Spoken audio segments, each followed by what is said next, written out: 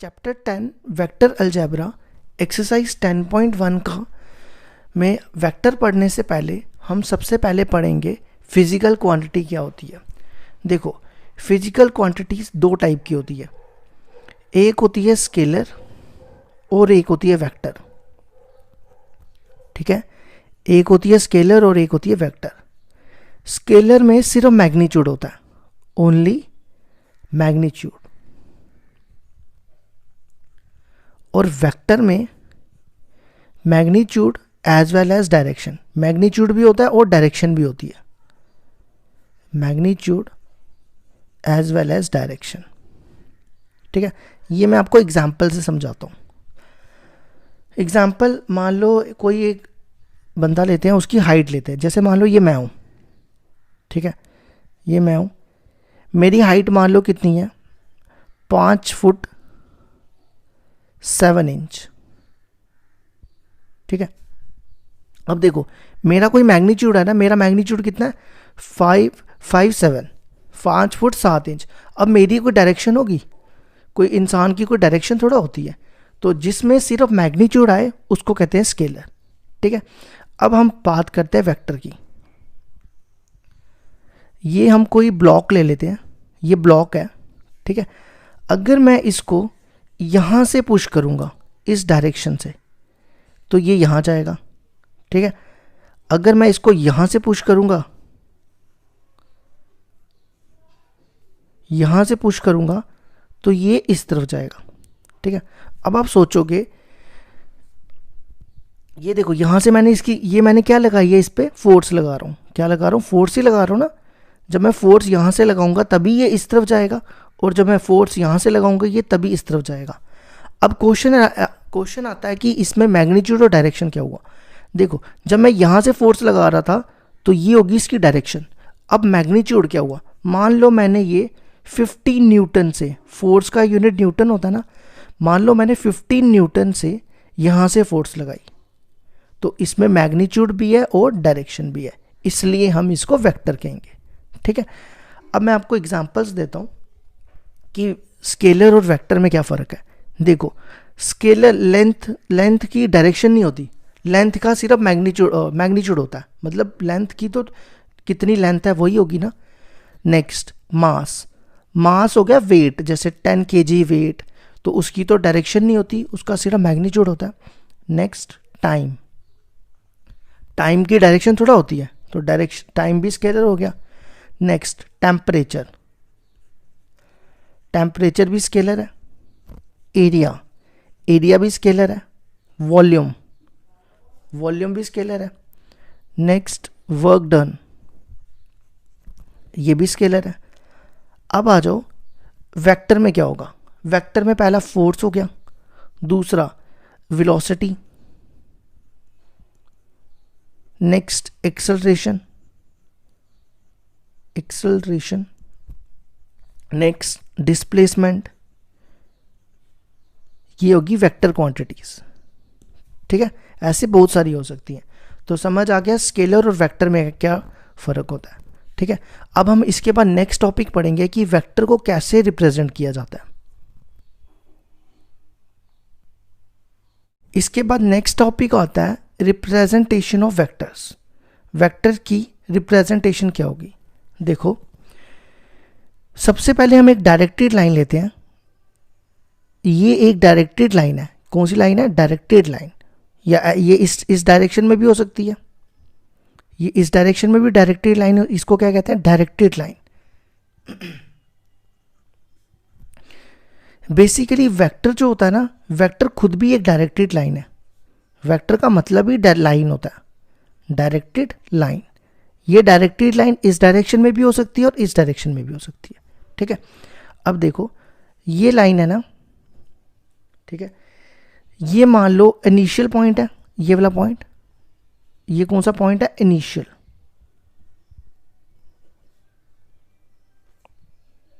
Next topic आता है हमारा रिप्रेजेंटेशन ऑफ वेक्टर्स। वेक्टर को कैसे रिप्रेजेंट करेंगे। ठीक है, देखो ये मान लो एक डायरेक्टेड लाइन है, ये इसकी डायरेक्शन इस तरफ है, और ये भी डायरेक्टेड लाइन है, इसकी डायरेक्शन इस तरफ है। ठीक है, इस लाइन को क्या बोलते हैं? Directed line. वेक्टर बेसिकली एक डायरेक्टेड लाइन ही होता है, वेक्टर का मतलब ही लाइन है, डायरेक्टेड लाइन, जिसका हमें कोई मैग्नीट्यूड और डायरेक्शन होगा। देखो इसका कुछ मैग्नीट्यूड होगा और इसकी डायरेक्शन भी है, इसलिए इसको वेक्टर कहेंगे। ठीक है, अब रिप्रेजेंट कैसे करेंगे? ये मान लो हमारे पास एक लाइन है, इस पॉइंट को क्या बोलते हैं हम? Initial point. कौन सा पॉइंट? Initial point. और इस पॉइंट को बोलते हैं टर्मिनल पॉइंट। Terminal point. ठीक है, ये पॉइंट होता है ए और ये पॉइंट होता है बी। मान लो ये ए मान लिया और ये बी मान लिया, तो वेक्टर को रिप्रेजेंट करेंगे ऐसे, देखो ए बी वेक्टर। ठीक है, कैसे रिप्रेजेंट करेंगे? A B vector. ठीक है, मान लो ये कोई लाइन है, इसको हम ऐसे भी रिप्रेजेंट करते हैं। ये मान लो ए वेक्टर है, ये जो लाइन है ये क्या है? ए वेक्टर। तो और इसको रिप्रेजेंट कैसे करते हैं? ए वेक्टर से भी रिप्रेजेंट करते हैं। ठीक है, ये होगी रिप्रेजेंटेशन। अब हम नेक्स्ट इसमें पढ़ेंगे, इसी में मैग्नीट्यूड ऑफ ए वेक्टर क्या होता है। मैग्नीट्यूड ऑफ ए वेक्टर, ये तो हमने पढ़ लिया ना कि ये इस तरफ जा रहा है तो ये इसकी डायरेक्शन होगी। अब इसका मैग्नीट्यूड क्या होगा? मैग्नीट्यूड का मतलब हो गया कि मतलब इसकी लेंथ कितनी है। मान लो इसकी लेंथ है 2, तो इसका मैग्नीट्यूड हो जाएगा 2। तो डेफिनेशन क्या बनेगी? मैग्नीट्यूड ऑफ ए वेक्टर क्या हो गया? Length of the directed line. Directed line की जितनी लेंथ होगी वो उसका मैग्नीट्यूड हो जाएगा, length of the directed line. ठीक है, अब इसको डिनोट कैसे किया जाता है? देखो, इट इज डिनोटेड बाय, ये ए बी है ना, आपने क्या करना है? ये लिखना है ऐसे और इसके यहाँ पे साइड पे मॉडुलस डाल देना है। क्या डाल देना? मॉडुलस। तो इसको हम बोलेंगे मैग्नीट्यूड ऑफ ए पी। ठीक है, और इसको हम ऐसे भी डिनोट करते हैं, अगर ये ए वेक्टर है तो हम इसको ऐसे भी डिनोट कर सकते हैं, मैग्नीट्यूड ऑफ ए वेक्टर। तो ये हो गया हमारा रिप्रेजेंटेशन ऑफ वेक्टर। इसके बाद नेक्स्ट टॉपिक हम पढ़ेंगे पोजीशन वेक्टर।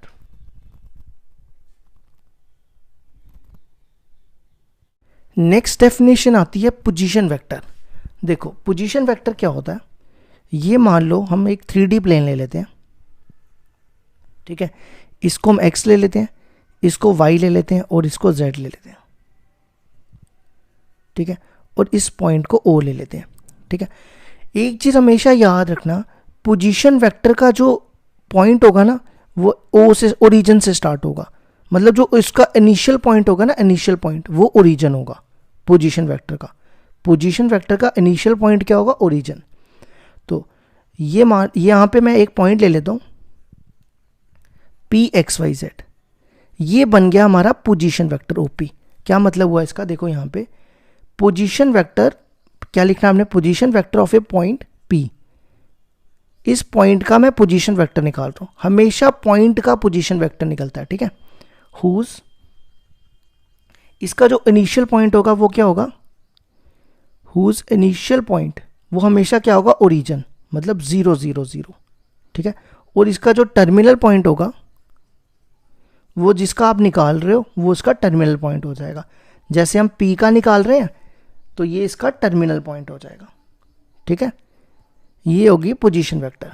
ठीक है, अब ये तो हो गया पोजीशन वेक्टर, तो आपको समझ आ गया पोजीशन वेक्टर होता है जिसका इनिशियल पॉइंट ओरिजिन हो और जिस पॉइंट का निकाल रहे हैं वो उसका टर्मिनल पॉइंट हो। ठीक है, अब इसकी रिप्रेजेंट कैसे करते हैं? देखो पोजीशन वेक्टर को कैसे रिप्रेजेंट करते हैं, ये बन जाएगा OP वेक्टर। ये आ गई इसकी रिप्रेजेंटेशन। ठीक है, इसको अगर मैं इस वेक्टर को R मान लूं तो हम इसको ये भी लिख सकते हैं R वेक्टर। ये इसकी क्या है? रिप्रेजेंटेशन। ये आ गई इसकी रिप्रेजेंटेशन। ठीक है, नेक्स्ट अब हम पोजीशन वेक्टर का मैग्नीट्यूड कैसे निकालेंगे? देखो मैग्नीट्यूड किसका? पोजीशन वेक्टर का। ठीक है, मैग्नीट्यूड क्या हो जाएगा इसका? आपने OP वेक्टर लिखना है और यहाँ पे लिख देना है मॉडुलस। इसी तरह अगर R वेक्टर है तो उस पे भी आपने लिख देना है मॉडुलस। ठीक है, और इसका पोजीशन वेक्टर हमेशा याद रखना वो होता है √x² + y² + z²। ठीक है, ये हो गया हमारा पोजीशन वेक्टर।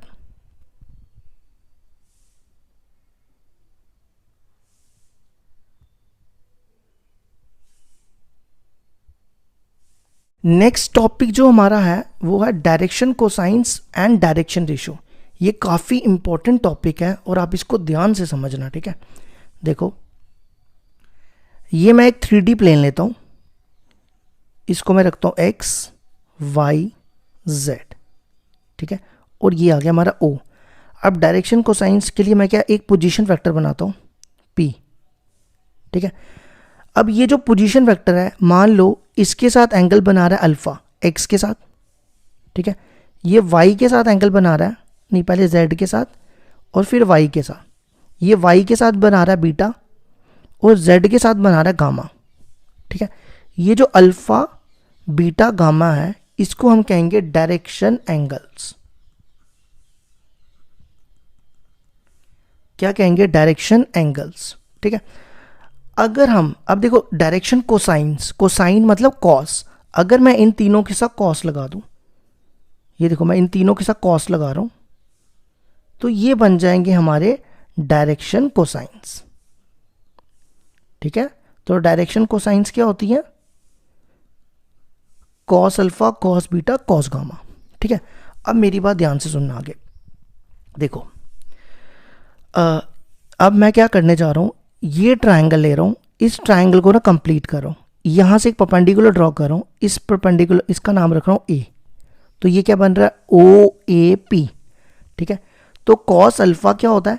कॉस होता है ना बेस अपॉन हाइपोटेन्यूज, यही होता है ना। और इसको ना, इस वाली लेंथ को मैं एक्स मान रहा हूं और इस वाली लेंथ को मैं वाई मान रहा हूं, और पोजीशन वेक्टर को किससे डिनोट करते हैं? आर से, यही होता है ना, आर से डिनोट करते हैं ना, ठीक है। तो कॉस अल्फा क्या हो जाएगा? कॉस अल्फा होता है बेस अपॉन हाइपोटेन्यूज, तो बेस कितना है? एक्स, और हाइपोटेन्यूज देखो कितना है? हाइपोटेन्यूज है आर, ठीक है। इसी तरह कॉस बीटा क्या होगा? कॉस बीटा हो जाएगा वाई अपॉन आर, और कॉस गामा क्या हो जाएगा? कॉस गामा हो जाएगा z अपॉन आर, ठीक है। यहां तक समझ आ गई? मान लो इस नोटेशन को मैं L मान लेता हूं और इसको M मान लेता हूं और इसको N मान लेता हूं, ठीक है। ये होगी हमारी डायरेक्शन कोसाइंस। तो डायरेक्शन कोसाइंस क्या होती है? L equal to cos alpha, M equal to cos beta और N equal to cos gamma. आपने ये चीजें याद रखनी है, ठीक है। L cos alpha, M cos beta और N कॉस गामा। ये हो गया हमारा डायरेक्शन कोसाइंस का कंसेप्ट। नेक्स्ट होता है डायरेक्शन रेशियोज। क्या होती है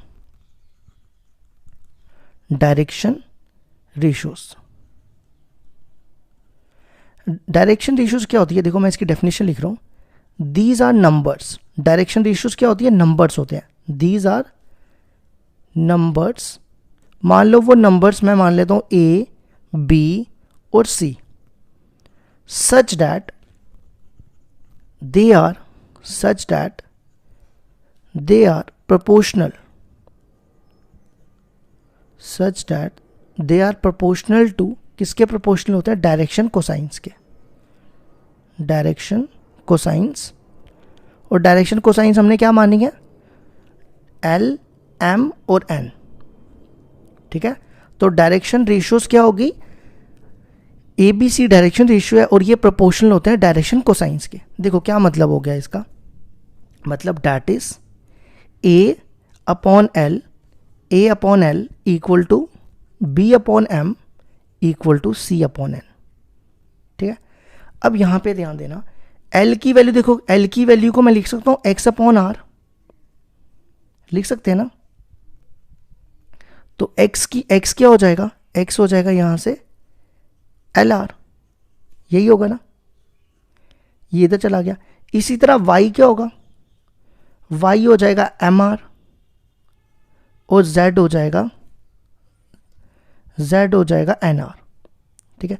ये जो ये है ना, ये A है, ये B है और ये C है, तो ये होगी डायरेक्शन रेशियो। तो हम कह सकते हैं A equal to LR, B equal to MR और C इक्वल टू NR। तो डायरेक्शन रेशियोज क्या होगी? L R, M R, N R.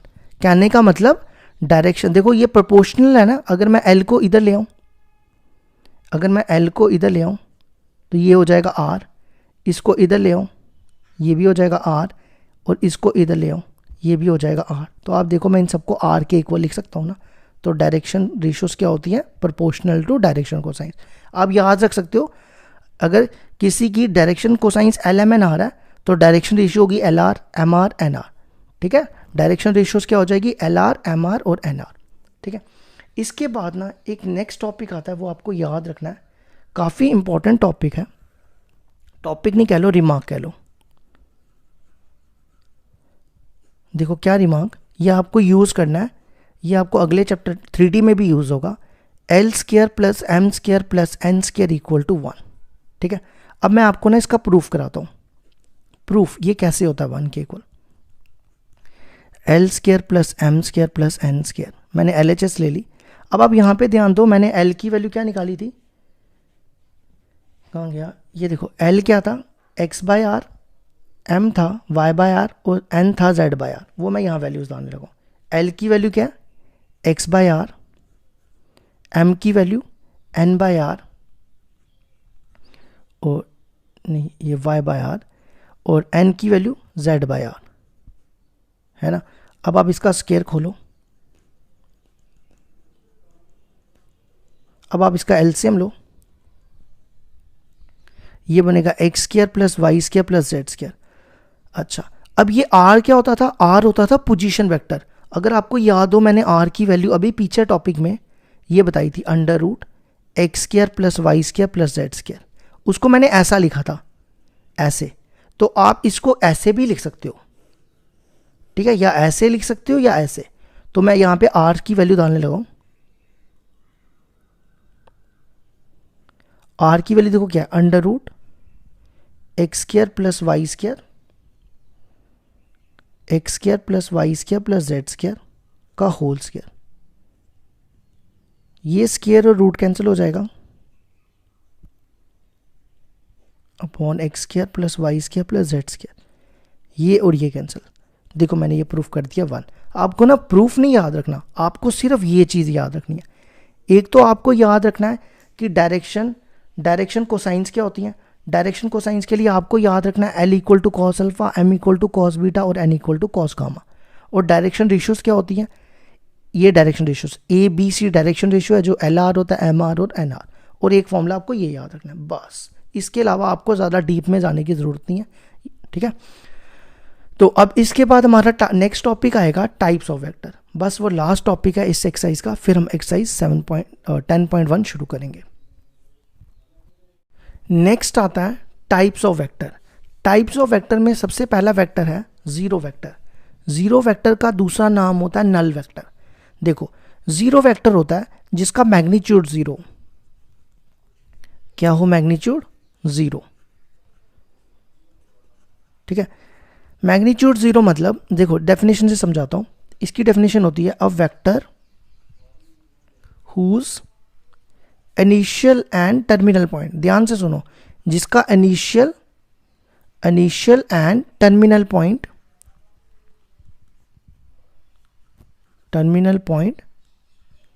Are, जिसका टर्मिनल और इनिशियल पॉइंट कोइंसिडेंट करें, मतलब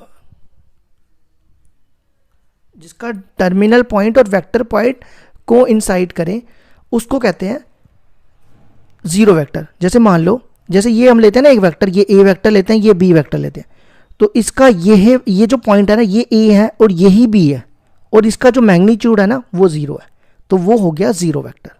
समझ आई? और इसको देखो रिप्रेजेंट कैसे करते हैं, इसको रिप्रेजेंट करते हैं जीरो वेक्टर से, ऐसे। ठीक है, मतलब इसका जो जीरो, जैसे ये ए और बी है, तो जीरो वेक्टर में ये ए होगा और ये बी होगा, तो इनके बीच में मैग्नीट्यूड तो कुछ भी नहीं होगा ना, तो मैग्नीट्यूड होगा जीरो, इसलिए हमने ये लिखा। ठीक है, नेक्स्ट आती है डेफिनेशन यूनिट वेक्टर। अब यूनिट वेक्टर क्या हो गया? यूनिट वेक्टर हो गया जिसका मैग्नीट्यूड यूनिट हो, यूनिट मतलब 1 हो, जिसका मैग्नीट्यूड 1 यूनिट हो। ठीक है, जैसे मान लो ये आप हो, ठीक है, ये आपका घर है, आप नहीं हो, आपका घर है, आपका क्या घर है, और ये आप यहाँ से अपने स्कूल जा रहे हो, ठीक है, अपने स्कूल जा रहे हो, तो इसके बीच का डिस्टेंस 1 किलोमीटर है या 1 यूनिट है, कुछ भी कह सकते हो, मान लो 1 यूनिट है, तो वो हो गया यूनिट वेक्टर। देखो इसका मैग्नीट्यूड 1 है और इसकी डायरेक्शन भी है, तो इसलिए इसको यूनिट वेक्टर कहते हैं। और इसको डिनोट किया जाता है, इसको डिनोट करते हैं ए, ऐसे ए कैप से, ठीक है। नेक्स्ट डेफिनेशन आती है को इनिशियल वेक्टर। को इनिशियल वेक्टर होते हैं जिनका सेम इनिशियल पॉइंट हो। जैसे मान लो ये वेक्टर है एक, इसका ये इनिशियल पॉइंट है, इस वेक्टर को ए रख लेते हैं, और ये दूसरा वेक्टर है, इसका भी देखो यही सेम इनिशियल पॉइंट है ना। देखो दोनों वेक्टर्स का इनिशियल पॉइंट सेम है।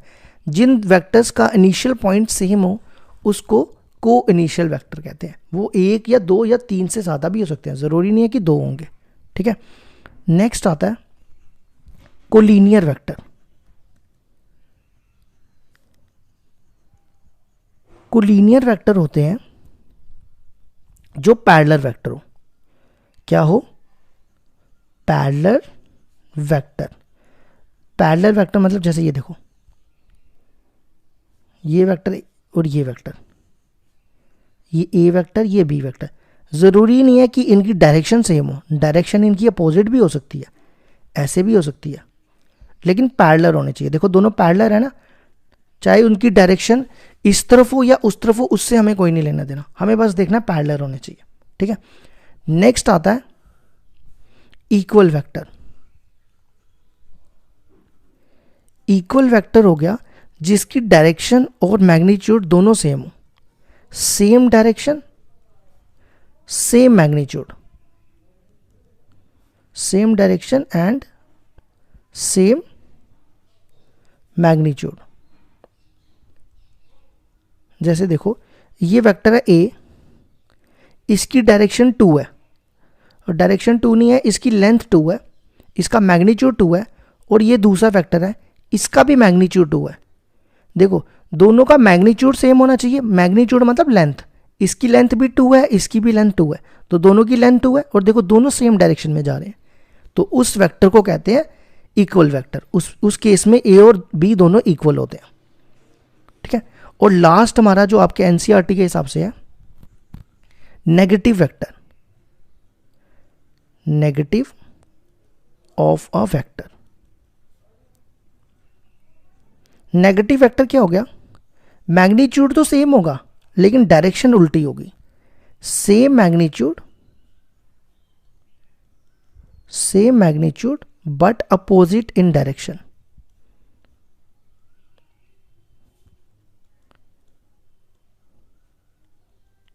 ठीक है, जैसे मान लो ये वेक्टर है ए वेक्टर, ठीक है, और ये है इसका नेगेटिव, ये नेगेटिव माइनस ए इस तरफ ही होगा ना, ये ए वेक्टर और नेगेटिव वेक्टर हो गया इस तरफ, ठीक है। अब आप सोचोगे कि अगर ये ए वेक्टर ऐसा है, ये ऐसा है ना, तो ये क्या इस पॉइंट से ऐसे भी होना चाहिए? बिल्कुल, ये भी हो सकता है, ठीक है, ऐसा भी केस हो सकता है, ऐसा भी केस हो सकता है, तो दोनों केस होंगे नेगेटिव वेक्टर के, ठीक है। अब लास्ट टॉपिक हमने पढ़ना है फ्री वेक्टर, बस फ्री वेक्टर बचा, और इसके बाद हम एक्सरसाइज स्टार्ट करेंगे।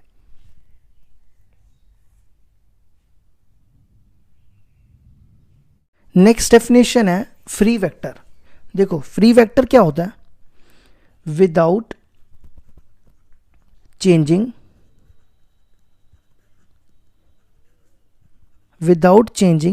magnitude and direction, without changing magnitude and directions, vectors can be displaced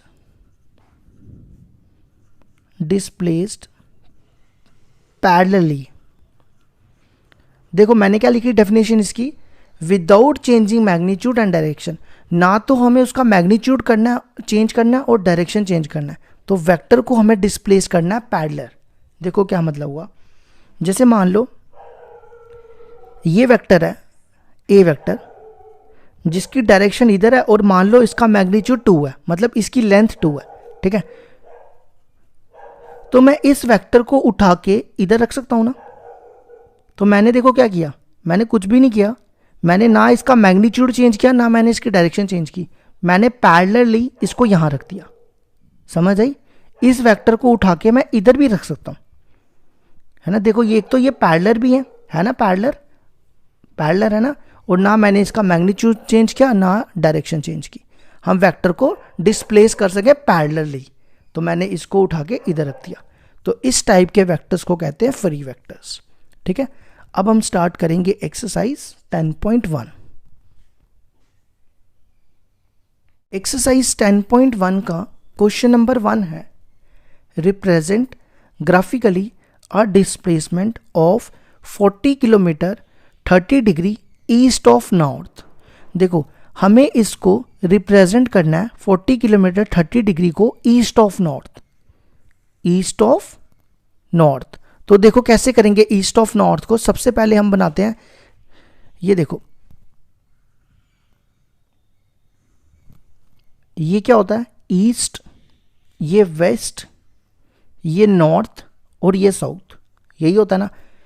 अब हमें इसको बनाना है 30 डिग्री ईस्ट ऑफ नॉर्थ। तो देखो ये मैं बना रहा हूं 30 डिग्री ईस्ट ऑफ नॉर्थ, ठीक है। ये मैंने एंगल बना दिया। इसके बाद हमें 40 किलोमीटर भी प्लॉट करना है ना। तो मान लो ये 10 किलोमीटर है, ये 20 किलोमीटर है, ये 30 किलोमीटर है, ये 40 किलोमीटर है। तो यहाँ से लेकर और ये ऐसे जा रहा है, तो आप बोल दो यहाँ से यहाँ तक ये 40 किलोमीटर, ठीक है। ये डिस्टेंस मैंने मान लिया 10 किलोमीटर, ये 20 किलोमीटर, ये 30 किलोमीटर और ये 40 किलोमीटर। और देखो मैंने इसको ग्राफिकली रिप्रेजेंट कर दिया 40 किलोमीटर 30 डिग्री को। तो ये हो गया हमारा question number 1 complete. Question number 2, classify the following measures as scalar and vectors. अब हमें देखना है इनमें से कौन वेक्टर और कौन स्केलर है। तो फर्स्ट पार्ट है 10 kg। अब kg जो होता है मास होता है, तो मास की डायरेक्शन थोड़ा होती है कोई, तो ये हो जाएगा स्केलर, ठीक है। ये क्या हो जाएगा, स्केलर, ठीक है। Second 2 metres north west. अब देखो इसमें एक तो हमें मैग्नीट्यूड 2 दिया हुआ है और डायरेक्शन कहाँ की तरफ है, नॉर्थ वेस्ट की। तो मैग्नीट्यूड और डायरेक्शन दोनों है, तो ये हो जाएगा वेक्टर। Next 40 degree. अब आप कोई एंगल बनाओगे, उसकी डायरेक्शन थोड़ा होगी, उसका तो सिर्फ मैग्नीट्यूड होगा ना, इसलिए ये स्केलर हो गया। Next fourth 40 what. अब वॉट किसका यूनिट होता है, वॉट यूनिट होता है पावर का। किसका यूनिट होता है, पावर का। तो पावर क्या होती है, पावर होती है वर्क डन। ऐसा यूनिट क्या होता है इसका, वर्क डन पर टाइम। ऐसा यूनिट यही होता है ना, वर्क डन पर टाइम। तो वर्क डन क्या होता है, स्केलर, और टाइम भी स्केलर है, तो पावर भी स्केलर हो जाएगी। नेक्स्ट फिफ्थ क्या, 10⁻⁻19 कूलम। अब कूलम किसका यूनिट है, कूलम यूनिट होता है चार्ज का, तो चार्ज भी स्केलर होता है, ठीक है। कूलम किसका यूनिट है, चार्ज का। और लास्ट पार्ट है 20 मीटर पर सेकेंड स्क्वायर। 20 मीटर पर सेकेंड स्क्वायर। अब मीटर पर सेकेंड स्क्वायर किसका यूनिट होता है, मीटर पर सेकेंड स्क्वायर। मीटर पर सेकेंड स्क्वायर यूनिट होता है एक्सेलरेशन का। किसका होता है, एक्सेलरेशन। तो एक्सेलरेशन मैंने आपको बताई थी, ये भी क्या होती है, इसकी भी डायरेक्शन और मैग्नीट्यूड है, तो ये हो जाएगा वेक्टर, ठीक है। तो ये हो गया हमारा question number 2 complete.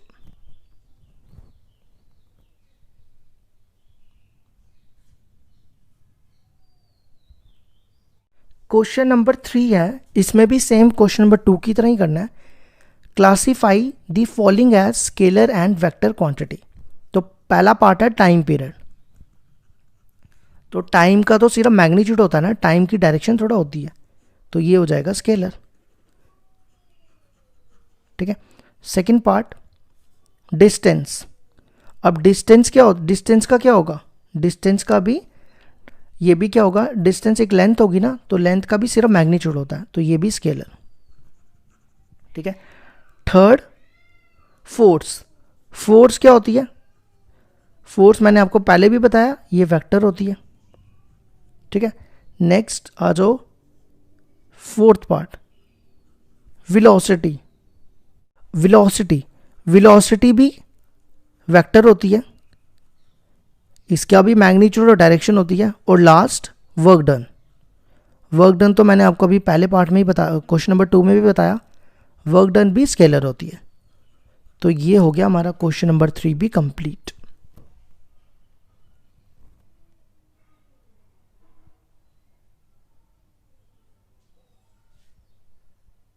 Question number 4 दिया हमारे पास, in figure identify the following vectors. ये हमारे पास फिगर दी हुई है और हमें क्या निकालना है, हमें बताना है कौन से वेक्टर को इनिशियल है। तो फर्स्ट पार्ट आ गया को इनिशियल। मैंने आपको क्या बताया था, को इनिशियल वो वेक्टर्स होते हैं जिनका सेम इनिशियल पॉइंट हो। ये देखो, ये दोनों वेक्टर को इनिशियल है क्योंकि इनका इनिशियल पॉइंट एक ही है, ठीक है। तो आप इस डायग्राम में चेक करो कि किसका एक ही इनिशियल पॉइंट है। देखो, अगर आप देखो ए इसका एक है और डी देखो दोनों का सेम इनिशियल पॉइंट है और किसी का नहीं आपको दिखेगा। देखो दोनों का सेम है ना, तो हम कह सकते हैं A and D are, A and D, ये डी लिखा है मैंने, आर को इनिशियल वेक्टर्स, ठीक है। सेकंड पार्ट में इसने पूछा इक्वल वेक्टर मैंने आपको बताया था जिनकी डायरेक्शन भी सेम हो और मैग्नीट्यूड भी सेम हो। जैसे ये देखो, इनकी डायरेक्शन भी सेम है और इनका मैग्नीट्यूड भी सेम है ना। तो ऐसा कौन से वेक्टर है जिनकी डायरेक्शन भी सेम है और मैग्नीट्यूड भी सेम है, इसका तो अपोजिट डायरेक्शन है। ये देखो, इन दोनों की डायरेक्शन भी सेम है और इनकी लेंथ भी सेम होगी। अगर ये 2 है तो ये भी 2 होगा, है ना। तो ये इस टाइप, ये देखो डायरेक्शन भी सेम और मैग्नीट्यूड भी सेम। तो हम कौन से वेक्टर बोलेंगे, B and D are equal vector. और लास्ट पार्ट है, इसने पूछा कोलिनियर बट नॉट इक्वल। देखो मैंने आपको कोलिनियर वेक्टर कौन से वेक्टर बताए थे, जो पैरेलल वेक्टर हो। पैरेलल वेक्टर 2 टाइप के होते हैं, एक तो उनकी डायरेक्शन सेम होती है, ठीक है, और एक दूसरे होते हैं जिनकी डायरेक्शन अपोजिट होती है। एक केस ये और एक केस ये दोनों केस में ये दोनों पैरेलल वेक्टर है। लेकिन इसने कंडीशन ये दी है कोलिनियर होने चाहिए बट नॉट इक्वल। मतलब ये दोनों तो इक्वल है ना, तो हमें ये नहीं लेने, ये वाला लेना है अब, जिसकी डायरेक्शन अपोजिट होगी। देखो इन दोनों की तो डायरेक्शन सेम है, इसकी डायरेक्शन देखो, ये इस तरफ जा रहा है और ये इस तरफ जा रहा है। एक तो ये पैरेलल है और दोनों इक्वल नहीं है क्योंकि डायरेक्शन इसकी अपोजिट है। तो कौन सी होगी, A and C. A and C are collinear but not equal. तो ये हो गया हमारा क्वेश्चन नंबर 4 भी कंप्लीट। अब लास्ट क्वेश्चन बचा क्वेश्चन नंबर 5।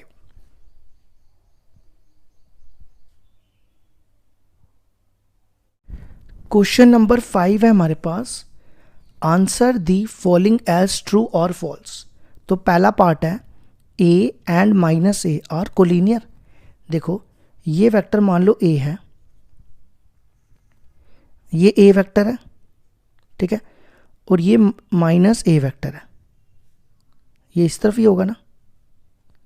तो क्या ये कोलिनियर है? कोलिनियर का मतलब होता है कि वो वेक्टर्स पैरेलल होने चाहिए। कोलिनियर का मतलब होता है पैरेलल। क्या ये दोनों पैरेलल हैं? है ना पैरेलल, तो हम कहेंगे ट्रू, ठीक है। Next collinear vector, 2 collinear vector. Collinear vector कौन से हो गए? Parallel vector. 2 collinear vector are always equal in magnitude. कहता है अगर कोई 2 कोलिनियर वेक्टर है तो क्या उनकी लेंथ हमेशा बराबर होगी? मैग्नीट्यूड का मतलब यही हो गया ना। देखो ये मान लो ये एक वेक्टर है ए, ठीक है, इसकी लेंथ मान लो 2 है, और ये दूसरा वेक्टर है ये बी, इसकी लेंथ मान लो 3 है। अब पहली चीज़ ये नोट करो, क्या ये कोलिनियर है? बिल्कुल कोलिनियर है, क्योंकि ये दोनों पैरेलल है, ठीक है। अब इसने बोला दो collinear vector equal in magnitude होने चाहिए। देखो इसका मैग्नीट्यूड 2 है और इसका मैग्नीट्यूड 3 है, तो ये इक्वल थोड़ा हुए, तो हम कहेंगे फॉल्स, ठीक है। अब तीसरा पढ़ो, थर्ड कहता है अगर टू वेक्टर्स हैं जिनका सेम मैग्नीट्यूड है वो आर कोलिनियर, मतलब अगर दो वेक्टर हैं उसका सेम मैग्नीट्यूड है तो क्या वो कोलिनियर होंगे? कोलिनियर होने के लिए क्या कंडीशन होनी चाहिए? मैग्नीट्यूड नहीं सेम होना चाहिए, पैरेलल होना चाहिए। जैसे मान लो ये बनाता हूं, ये ए वेक्टर लेता हूं, ठीक है, ये मैंने 2 ले लिया, और ये दूसरा वेक्टर लेता हूं मैं बी, ये भी मैंने मैग्नीट्यूड 2 ले लिया। क्या ए और बी कोलिनियर है? नहीं है ना, क्योंकि ये दोनों इनके मैग्नीट्यूड सेम है लेकिन पैरेलल नहीं है ये, तो इसलिए फॉल्स। तो कंडीशन क्या होनी चाहिए? दोनों का मैग्नीट्यूड सेम होना जरूरी नहीं है, दोनों पैरेलल होने चाहिए, ठीक है। अब नेक्स्ट, टू कोलिनियर वेक्टर्स, ये मान लो ये कोलिनियर वेक्टर ए और ये बी, ठीक है, ये मैंने दोनों वेक्टर्स बना लिए। Two collinear vectors having the same magnitudes are equal, कहता है अगर ये दोनों कोलिनियर वेक्टर हैं तो क्या इन दोनों का मैग्नीट्यूड सेम होगा? देखो आपके सामने है, अगर ये 2 है ये 3 है तो इनका मैग्नीट्यूड थोड़ा बराबर होगा, तो ये फॉल्स है। तो ये हो गया हमारा क्वेश्चन नंबर 5 कंप्लीट।